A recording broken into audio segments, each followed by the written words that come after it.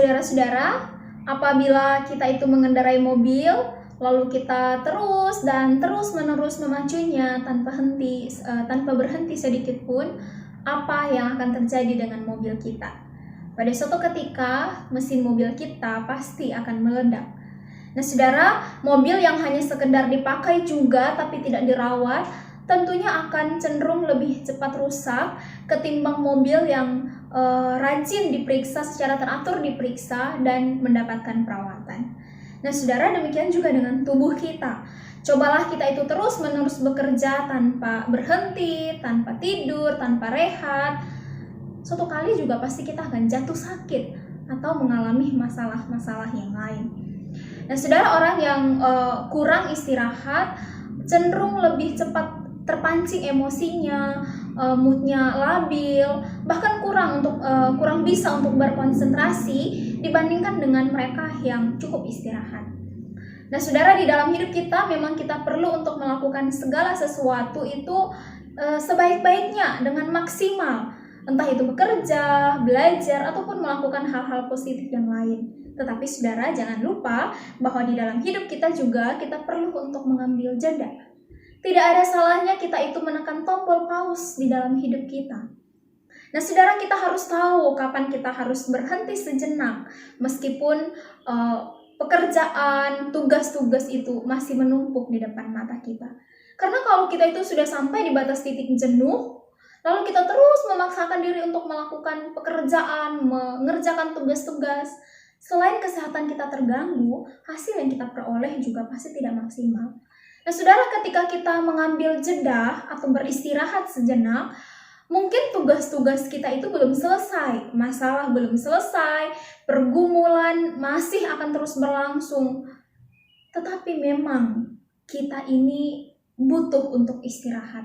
Nah, saudara, firman Tuhan akan mengingatkan kita hari ini dari Mazmur 46 ayat 11. Diamlah dan ketahuilah bahwa akulah Allah.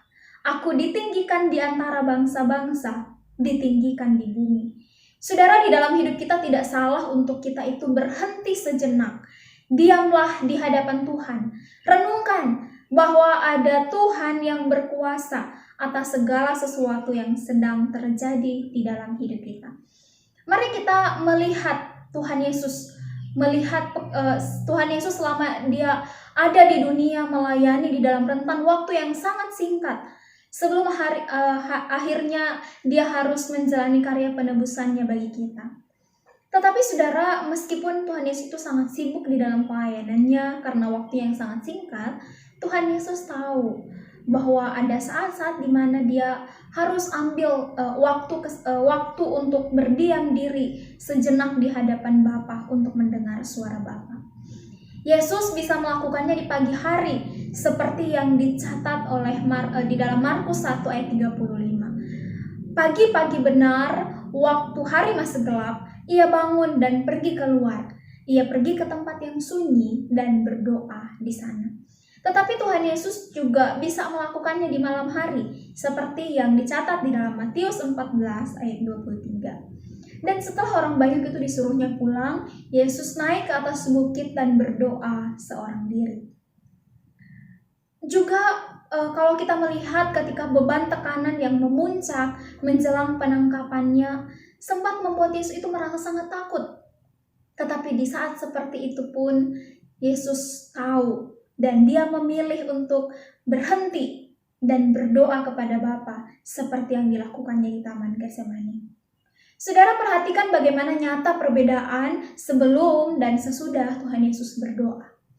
Yesus tahu kapan dia harus merecharge dirinya agar bisa kembali melakukan segala sesuatu itu tepat seperti keinginan Bapa. Saudara, seperti itu juga dengan kita seharusnya. Kita harus tahu kapan kita harus berjalan, kapan kita harus lari, tetapi kita juga harus tahu kapan kita harus berhenti. Karena kemampuan untuk tahu kapan kita harus berhenti erat kaitannya dengan kemampuan atau kekuatan untuk mengontrol diri, emosi, maupun untuk mawas diri. Saudara, Sebelum situasi menjadi tidak terkontrol lagi, kinerja menurun, atau kita melakukan hal-hal yang tidak seharusnya kita lakukan, baik di dalam aktivitas maupun terhadap diri kita sendiri, kita perlu untuk mengambil waktu, berdiam diri sejenak di hadapan Tuhan, menikmati persekutuan intim dengannya, dan dengarkan suara Tuhan. Saudara, pertanyaan buat kita hari ini adalah, kapan terakhir kali kita menekan tombol pause di dalam hidup kita? Lalu kita duduk diam di hadapan Tuhan, menikmati persekutuan dengannya, dan mendengarkan suaranya. Kata diamlah di ayat ini kalau dari bahasa aslinya dapat juga diterjemahkan dengan kata lepaskanlah. Saudara, mari belajar untuk melepaskan hal-hal yang bisa menghalangi kita untuk menikmati persekutuan dengan Tuhan. Mari belajar untuk menarik diri dari kesibukan-kesibukan kita dan duduk diam di hadapan Tuhan untuk mendengarkan suaranya.